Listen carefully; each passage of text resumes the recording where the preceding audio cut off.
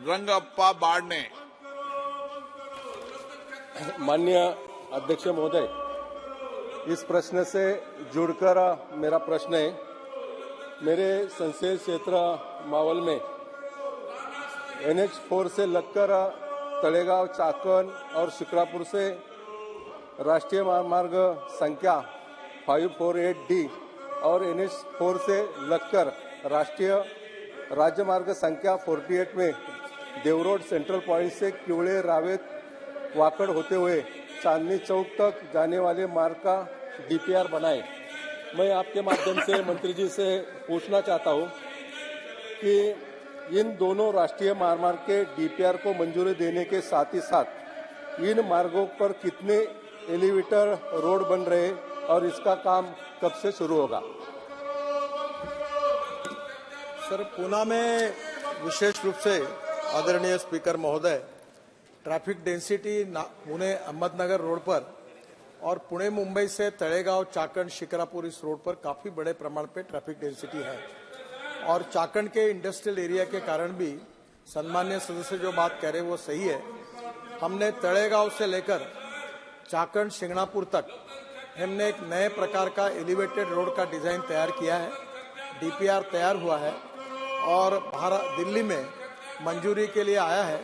जल्दी उसको मंजूर करने का काम करेंगे और उसके साथ साथ पुणे, अहमदनगर, औरंगाबाद ये जो हमारा राष्ट्रीय महामार्ग है इसके ऊपर भी ट्रैफिक बहुत ज़्यादा है और वहाँ भी हम लोग जल्दी ही एक पुणे से औरंगाबाद एक नया एक्सप्रेस हाईवे, नई अलाइनमेंट ग्रीन हाईवे बना रहे हैं और महाराष्ट्र सरकार ने PWD में जो कारपोरेशन तैयार की है उस कारपोरेशन को ये काम देने के बारे में वहाँ मुख्यमंत्री देवेंद्र जी ने मुझे अनुरोध किया था। तो पुणे औरंगाबाद इसको BOT पर निर्माण करने के लिए हाईवे को, एक्सप्रेस हाईवे को महाराष्ट्र सरकार के PWD कारपोरेशन के साथ हम विचार कर रहे हैं और ये पूरा पुणे से औरंगाबाद, अहमदनगर थ्रू और उसके बीच में ये चाकण, शिक्रापुर से तळेगांव तक ये पूरे सेक्शन में इंडस्ट्रियल डेवलपमेंट भी है और जल्दी ही आने वाले समय में दोनों प्रॉब्लम सॉल्व होंगे और इसमें पुणे के रिंग रोड को उसको कनेक्शन मिलेगी और उसके कारण ट्रैफिक जाम कम होगा। श्री सुमेंदानंद सरस्वती जी। धन्यवाद अध्यक्ष जी, मुझे सप्लीमेंट्री क्वेश्चन पूछने का अवसर दिया। पहले तो मैं माननीय मंत्री जी का आभार व्यक्त करता हूं कि आपने बहुत काम किए हैं। मेरा माननीय मंत्री जी से एक निवेदन है। हमारे NH52 जो जयपुर से सीकर होता हुआ बीकानेर, झुंझुनू, गंगानगर, हनुमानगढ़, चूरू इन सब को कवर करता है। इस रोड पर कुछ RO बनने थे जिनका बजट भी स्वीकृत हो चुका है और टेंडर भी पास हो चुके हैं, लेकिन अभी काम पूरा नहीं हुआ है। इसमें जैतपुरा, भोजलावा, आड़ोता, उदयपुरिया मोड़, गोविंदगढ़, रिंगस, मंडा मोड़ इत्यादि स्थान हैं। इसके साथ में ही मेरा माननीय मंत्री से निवेदन था कि माननीय बैरसिंह शेखावत साहब के जन्म शताब्दी के अवसर पर आप पधारे थे और खाटू में एक बैठक हुई थी। खाटू श्याम जी में माननीय अध्यक्ष जी हर साल लाखों की संख्या में, पिछली बार तो 50 लाख की संख्या गई। वो सड़क इतनी छोटी है कि उसमें दिक्कत आती है। तो मैंने माननीय मंत्री से निवेदन किया था कि एक रिंग रोड यदि बन जाए तो वो खाटू और जीण माता दोनों को कवर कर लेगी। उसका निवेदन था। तीसरा मेरा ये था कि सीकर बाईपास, उसके ऊपर अभी वो केवल 2 लेन ही रोड है और बहुत बड़ा उस पर एक्सीडेंट्स होते हैं, उसको 4 लेन करने का मेरा निवेदन आपसे था। मैं जानना चाहूंगा कि इस पर क्या आपने कार्रवाई की है और कब तक ये काम हो जाएगा। धन्यवाद। सम्मान्य अध्यक्ष महोदय, आज का जो प्रश्न है वो उससे काफी अलग कर ये प्रश्न पूछा गया है, पर मैं बताना चाहूँगा कि जयपुर से सीकर तक जो बात उन्होंने कही है उसका डिटेल प्रोजेक्ट रिपोर्ट बताने के बारे में कहा है और जल्दी रिपोर्ट तैयार होने के बाद वो काम शुरू करेंगे। ये बात सच है कि मैं उनके साथ दर्शन के लिए जब वहाँ गया था तो जो रिंग रोड बनाने की बात उन्होंने की है वो बिल्कुल सही है। वहाँ 50 लाख लोग आते हैं और 2 लेन पेव शोल्डर रोड से काफ़ी तकलीफें होती है। मैं उनकी दूसरी बात को भी पॉजिटिवली रिजॉल्व करने के लिए सूचना दूंगा। और उसका भी मार्ग निकालकर काम करके दूंगा, ये विश्वास दिलाता। श्री इम्तियाज जलील जी। अध्यक्ष महोदय, सबसे पहले तो मैं आदरणीय नितिन गडकरी जी को बहुत बधाई देता हूं। सर, इस देश के अंदर अगर आज अच्छी सड़कें मिल रही है, अच्छे फ्लाईओवर्स देखने को मिल रहे हैं, तो इसका पूरा सेहरा जो है वो आपके सर जाता है सर, तो आप बधाई के पात्र है, इसमें कोई दो राय नहीं है सर। लेकिन सर, मेरे अपने शहर के ताल्लुक से मुझे ऐसा लगता है कि आपका थोड़ा सा सौतेलापना हमें देखने को मिलता है। सर, मैं औरंगाबाद से आता हूं। आप अच्छी तरह से जानते हैं कि 2 साल पहले मैं आपके पास बैठा हुआ था। आपने पूरे इंजीनियर्स को बुलाए थे। औरंगाबाद शहर के जो मेन 2 इंडस्ट्रियल एरिया है, वालूद से चिकलठाना, एक फुल फ्लाईओवर बनाने की बात हुई थी सर। उसके बाद एक नए मंत्री औरंगाबाद से आए, डॉक्टर करार, उन्होंने कहा कि नहीं, हम रोड के ऊपर ट्रेन भी लाना चाहते हैं सर। 7 करोड़ रुपए का सर डीपीआर बनाया गया, और डीपीआर बनाने के बाद ये हुआ है सर कि अब हमें ये बताया जा रहा है कि ना रोड बनेगी, ना फ्लाईओवर बनेगा, और ना वो ऊपर जो ट्रेन आने वाली थी वो बनेगी।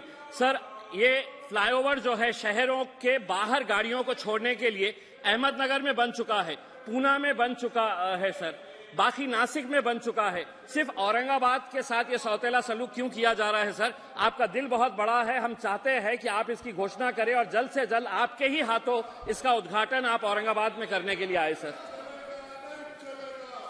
सम्मानीय स्पीकर महोदय, ये जो समस्या बता रहे हैं वो सही है, और इनके कहने के ऊपर मैंने सूचना भी दी थी, और वहाँ मेट्रो के तरफ से कुछ काम होने वाला था, तो ये भी तैयार हुआ कि डीपीआर तैयार करके उसके ऊपर में ब्रिज के ऊपर मेट्रो बनाएंगे, इसलिए उन्होंने डीपीआर बनाने का भी काम शुरू किया था। पर दुर्भाग्यवश जब इसके डिटेल में गए तो वो रोड स्टेट हाईवे निकला, वो नेशनल हाईवे नहीं है। और हमारे लिए अधिकार यही है कि हम नेशनल हाईवे का नंबर जहाँ होता है वही काम कर सकते हैं। कल सम्मान्य मंत्री डॉक्टर अवार्ड मेरे पास आए थे कराड़, और कराड़ से बात होने के बाद उन्होंने महाराष्ट्र के सरकार को रिक्वेस्ट की है, और मैंने उनको एक सुझाव दिया है, ये आश्वासन के रूप में मत लीजिए। पुणे से औरंगाबाद जो हाईवे हम बना रहे हैं, उसको ये पैकेज को जोड़कर कुछ किया जा सकता है क्या, ये भी मार्ग हम ढूंढने की कोशिश करेंगे। और महाराष्ट्र सरकार ने अब प्रिंसिपली उसको करने के बारे में मान्य किया है, ऐसे मुझे जानकारी मिली है। ये करने के लिए मैं पूरी मदद करूंगा। संभाजीनगर और मराठवाड़ा में विशेष रूप से करीब 1 लाख करोड़ रुपए के रोड के काम हमने दिए हैं। इरिगेशन के समय जो प्रोजेक्ट अधूरे थे उसको पैसा दिया है। मराठवाड़ा महाराष्ट्र का बहुत महत्वपूर्ण भाग है, और लगातार अनेक मराठवाड़ों के जिले को 4 लेन से जोड़ने का काम हमने किया है। अब पुणे से औरंगाबाद हम एक बहुत बड़ा नया ग्रीन एक्सप्रेस हाईवे बनाने के बारे में अभी मैंने जवाब दिया है। इसलिए संभाजीनगर या औरंगाबाद के साथ सौतेला व्यवहार करने का सवाल ही नहीं उठता। उनकी अपेक्षा जो विकास की है वो पूरी करने की कोशिश हमारी सरकार की तरफ से होगी, ये मैं उनको विश्वास दिलाता हूँ। श्री मलुक नागर जी। जी, बहुत बहुत धन्यवाद, आपने मुझे प्रश्न पूछने का मौका दिया। आज पूरा देश तरक्की कर रहा है, मंत्री जी ने पूरा देश में जाल बिछा रखा है, और अयोध्या में भी बहुत काम हो रहे हैं। तो मैं एक चीज जानना चाहता हूं, जो हमारे देश की राजधानी रही हस्तिनापुर, जो मेरठ जिले में पड़ती है और गंगा को पार करते हैं तो विदुर कुटी जो बिजनौर में पड़ती है, और मुजफ्फरनगर में जाते हैं तो सुक्रताल, क्या ऐसे हाईवे के जालों से उनको भी जोड़ने का कोई प्रोग्राम है? बहुत पतली पतली रोड है, बहुत दिक्कतें होती हैं, तो मंत्री से जानना चाहता हूं। सम्मानीय स्पीकर महोदय, हम दिल्ली के बाजू में एनसीआर में 65,000 करोड़ रुपए के काम कर रहे हैं। आपको पता होगा कि दिल्ली से मेरठ 4 घंटे लगते थे, अब 45 मिनट 50 मिनट में लोग आ रहे हैं। उसके बाद मुजफ्फरनगर के रोड का भी काम पूरा हुआ है देहरादून तक, और सहारनपुर से विशेष रूप से अक्षरधाम से लेकर देहरादून तक हम नया हाईवे बना रहे हैं, और केवल 2 घंटे में देहरादून और 1.5 घंटे में हरिद्वार इससे होगा। जहां तक इन्होंने ये जो बात की है हस्तिनापुर की, मेरठ के पास की, वो नेशनल हाईवे नहीं है, वो स्टेट हाईवे है। फिर भी उस क्षेत्र में अगर नेशनल हाईवे कहीं होगा, नंबर प्राप्त होगा, तो प्रपोजल मेरे पास लेके आइए, उसमें हम जरूर काम करेंगे। पर हम स्टेट हाईवे पे काम नहीं कर सकते। दिल्ली एनसीआर में काफी जगह काम हो रहा है, दिल्ली का पेरिफेरल रोड बना है। अब विशेष रूप से पानीपत से निकलने के बाद UR2 जो डीडीए बनाने की जिम्मेदारी थी वो हमने बनाया, जिससे 2 घंटे पानीपत के वहां से एयरपोर्ट जाने लगते थे, 20 मिनट में आएंगे। और शिव मूर्ति के पास हमने टनल बनाई है डायरेक्ट T3 जाने के लिए, द्वारका एक्सप्रेस हाईवे को जोड़ने के लिए। तो दिल्ली में जो आजू बाजू में NCR में है, वहाँ NHAI की जहाँ जहाँ जिम्मेदारी है वो पूरा काम किया है। यहाँ अगर कोई NHAI का होगा तो मुझे प्रस्ताव दीजिए, जरूर काम करेगा।